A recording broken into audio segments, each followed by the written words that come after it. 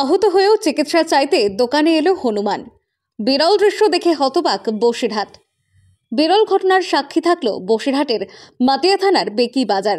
দুর্ঘটনায় কেটে বাদ গিয়েছে বাম হাত, তার উপর বাম পায়ের রক্তাক্ত ক্ষত।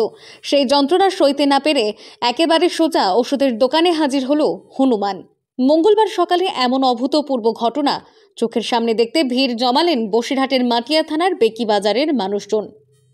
এলাকায় থাকা গ্রামীণ চিকিৎসক ডাক্তার আরফিনের দোকানের সামনে গিয়ে স্থির হয়ে দাঁড়ায় আহত হনুমানটি। চোখে মুখে কাতর আকুতি, যেন বলছে বাঁচাও আমাকে। ডাক্তার আরফিন ও স্থানীয় মন্টু মণ্ডল মিলে তার ক্ষতস্থান পরিষ্কার করে ওষুধ লাগিয়ে ব্যান্ডেজ করে দেন।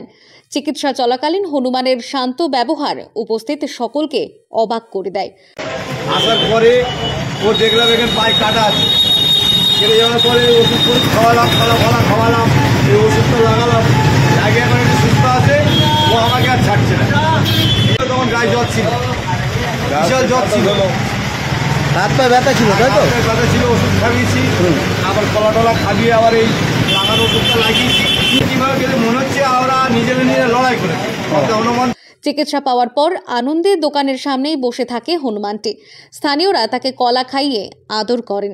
হনুমান মানুষের মতো সাহায্য চাইতে আসা এবং প্রাথমিক চিকিৎসায় তার প্রশান্তি ফিরে পাওয়া, এই বিরল দৃশ্য মানুষের মধ্যে প্রাণীর প্রতি মমত্ববোধ আরও গভীর করে তোলে। স্থানীয়রা জানিয়েছেন, আহত অবস্থাতেও হনুমানটির ভরসার জায়গা হয়ে উঠেছিল সেই ঔষধের দোকান। অনেকে ভিডিও ও ছবি তুলেছেন এই মানবিক ঘটনার। পরে হনুমানটিকে কাছের একটি গাছে নিচে নিরাপদ জায়গায় নিয়ে যাওয়া হয়। সেখানেই বিশ্রাম নিতে দেখা যায় তাকে। ক্ষত কিছুটা শুকালে তাকে বন দপ্তরের মাধ্যমে নিরাপদ আশ্রয়ে পাঠানোর কথা ভাবছেন এলাকাবাসী। হনুমানের এভাবে মানুষের মাঝে এসে চিকিৎসা চাওয়ার ঘটনা বসিরহাটে প্রথম বলেই জানাচ্ছেন স্থানীয়রা। বসিরহাট থেকে জুলফিকার মোল্লার রিপোর্ট, লোকাল 18 বাংলা।